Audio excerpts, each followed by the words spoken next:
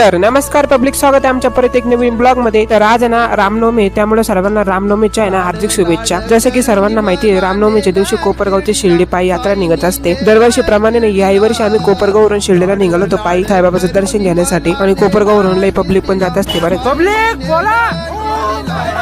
आता आम्ही इथून साईबाबांचं नाव घेऊन पायी यात्रा चालू केली होती शिर्डीला जाण्यासाठी। दरवर्षी प्रमाणे याही वर्षी खूप गर्दी होती शिर्डीला जाण्यासाठी। जो काही कोपरगाव ते शिर्डी रोड आहे ना, त्याच्यामध्ये सर्व भक्त आहे ना पायी चालणाऱ्यांची खूप अशी सेवा करतात। आम्ही आता ना थोड्या वेळातच शिर्डीला पोहोचणार आहे, तेवढ्यात आपल्याला ना फॉलोअर्स भेटले होते।